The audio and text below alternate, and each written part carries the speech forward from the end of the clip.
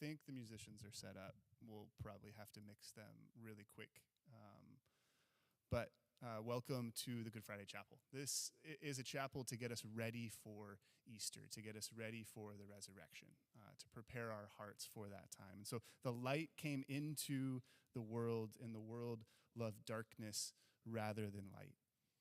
God sent his Son into the world not to condemn the world, but that we in the world might be saved through him.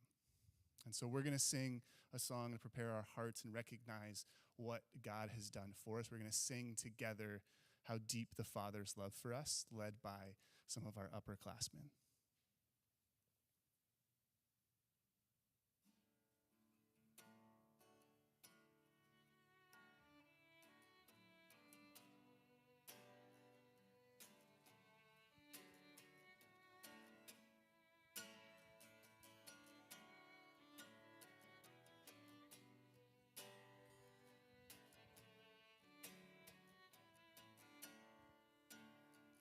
How deep the Father's love for us, how vast beyond all measure,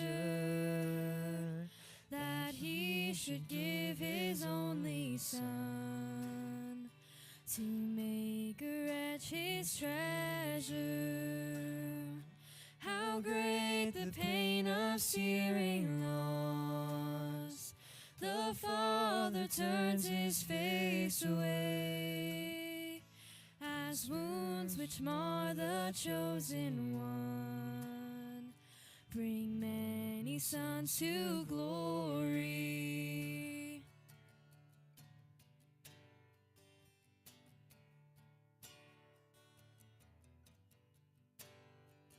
Behold the man upon a cross, my sin upon his shoulders. Ashamed, I hear my mocking voice call out among the scoffers. It was my sin that held him there until it was accomplished. His dying breath has brought me life. I know that it is finished.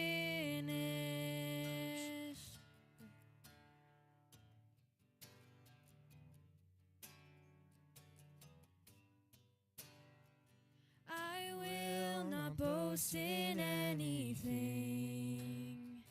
no gifts, no power, no wisdom, but I will boast in Jesus Christ, his death and resurrection. Why should I gain from his reward? I cannot give an answer, but this I know with all my heart: his wounds have paid my ransom. Why should I gain from his reward? I cannot give an answer, but this I know with all my heart: his wounds have paid my ransom.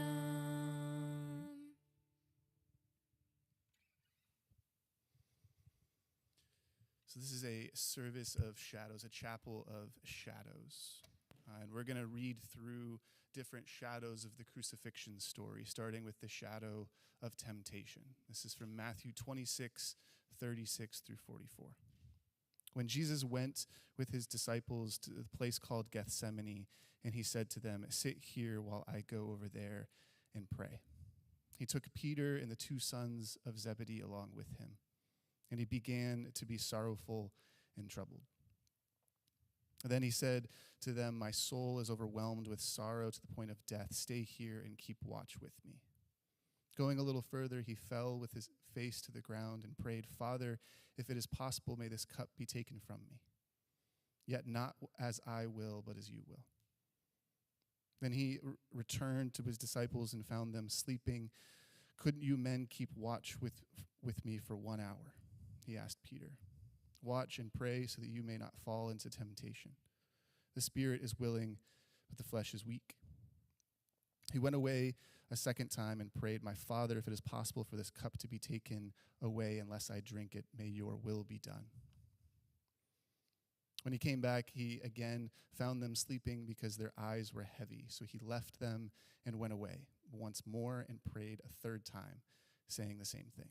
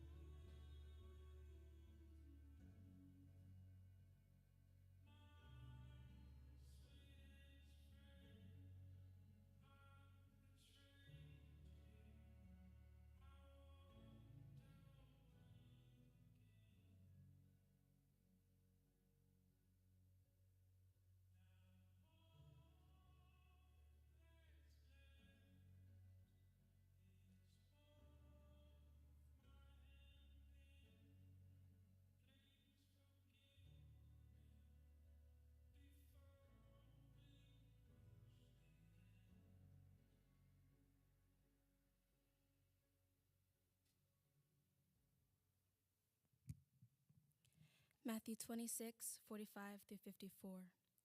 Then he returned to the disciples and said to them, "Are you still sleeping and resting? Look, the hour has come, and the Son of Man is delivered into the hands of sinners. Rise, let us go. Here comes my betrayer." While he was still speaking, Judas, one of the 12, arrived. With him was a large crowd armed with swords and clubs, sent from the chief priests and the elders of the people. Now the betrayer had arranged a signal with them.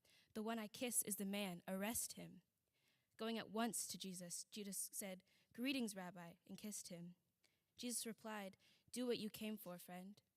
Then the men stepped forward, seized Jesus, and arrested him. With that, one of Jesus' companions reached for his sword, drew it out, and struck the servant of the high priest, cutting off his ear. "Put your sword back in its place," Jesus said to him, "for all who draw the sword will die by the sword.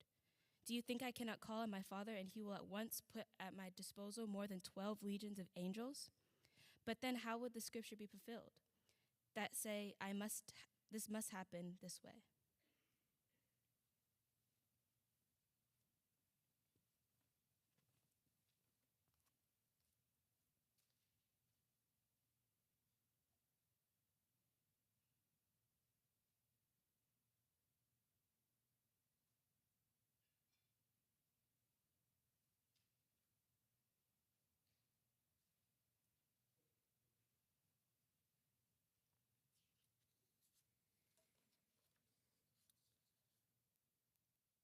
The shadow of condemnation, from Matthew 27:11-23.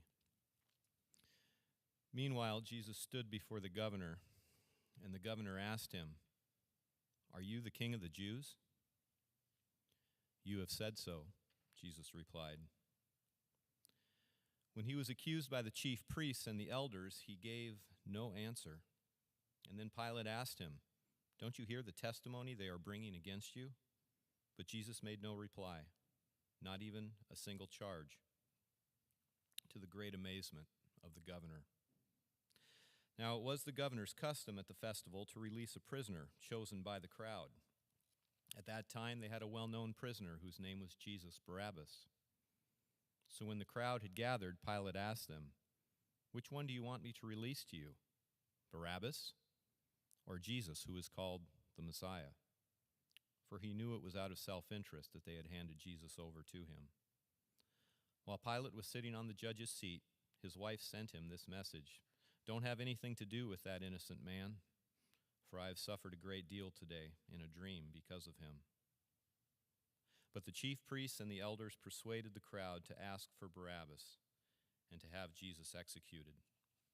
"Which of the two do you want me to release to you?" asked the governor. "Barabbas," they answered. "What shall I do then with Jesus, who is called the Messiah?" Pilate asked. And they all answered, "Crucify him." "Why? What crime has he committed?" asked Pilate. But they shouted all the louder, "Crucify him."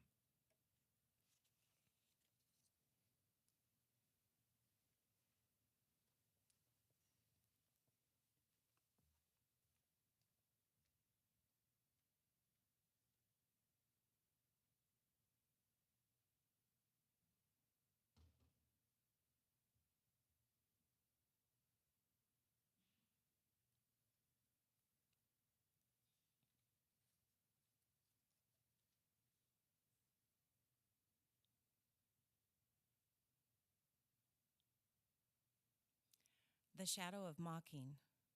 Then the governor's soldiers took Jesus into the praetorium and gathered the whole company of soldiers around him. They stripped him and put a scarlet robe on him, and then twisted together a crown of thorns and set it on his head. They put a staff in his right hand. Then they knelt in front of him and mocked him. "Hail, King of the Jews," they said. They spit on him and took the staff and struck him on the head again and again. After they had mocked him, they took off the robe and put his own clothes on him. Then they led him away to crucify him.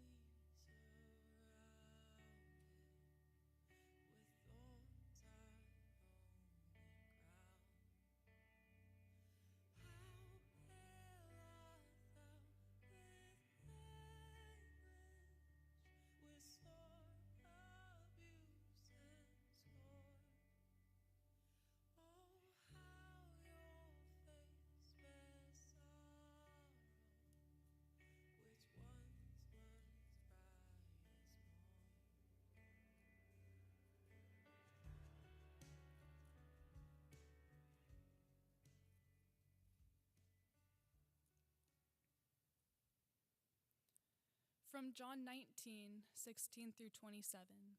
So the soldiers took charge of Jesus. Carrying his own cross, he went out to the place of the skull, which in Aramaic is called Golgotha. There they crucified him, and with two others, one on each side and Jesus in the middle.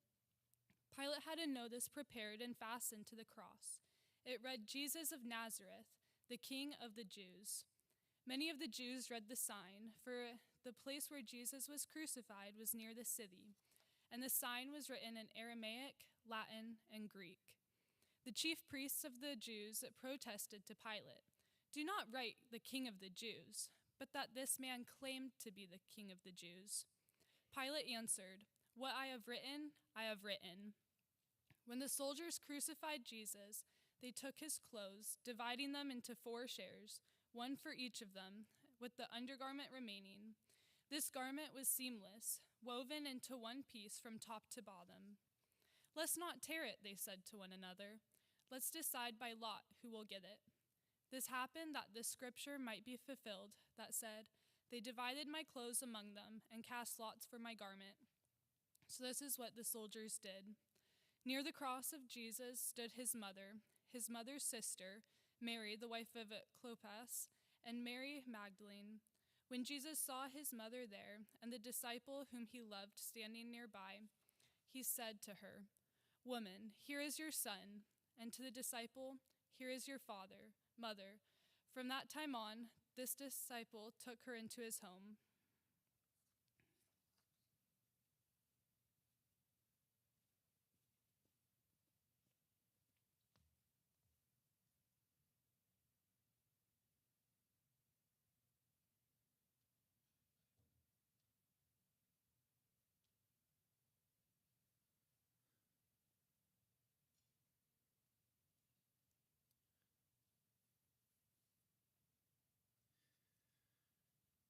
The shadow of death. Later, knowing that everything had now been finished, and so that scripture would be fulfilled, Jesus said, "I am thirsty." A jar of wine vinegar was there, so they soaked a sponge in it, put the sponge on a stalk of the hyssop plant, and lifted it to Jesus' lips. When he had received the drink, Jesus said, "It is finished." With that, he bowed his head and gave up his spirit. Now it was the day of preparation, and the next day was to be a special Sabbath. Because the Jewish leaders did not want the bodies left on the crosses during the Sabbath, they asked Pilate to have the legs broken and the bodies taken down. The soldiers therefore came and broke the legs of the first man who had been crucified with Jesus, and then those of the other. But when they came to Jesus and found that he was already dead, they did not break his legs. Instead, one of the soldiers pierced Jesus' side with a spear, bringing a sudden flow of blood and water. The man who saw it has given testimony, and his testimony is true. He knows that he tells the truth, and he testifies so that you also may believe. These things happen so that the scripture would be fulfilled. Not one of his bones will be broken, and as another scripture says, they will look on the one they have pierced.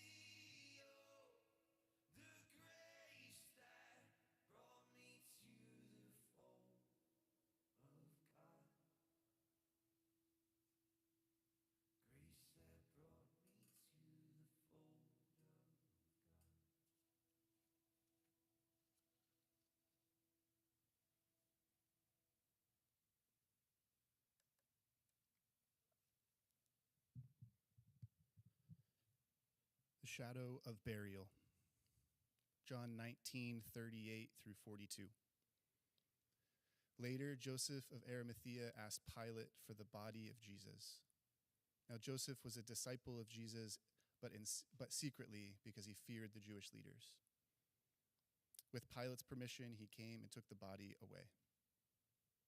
He was accompanied by Nicodemus, the man who earlier had visited Jesus at night. Nicodemus brought a mixture of myrrh and aloes, about 75 pounds.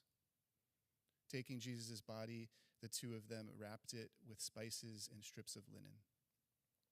This was in accordance to the Jewish burial customs. At the place where Jesus was crucified, there was a garden, and in the garden, a new tomb in which no one had ever been laid.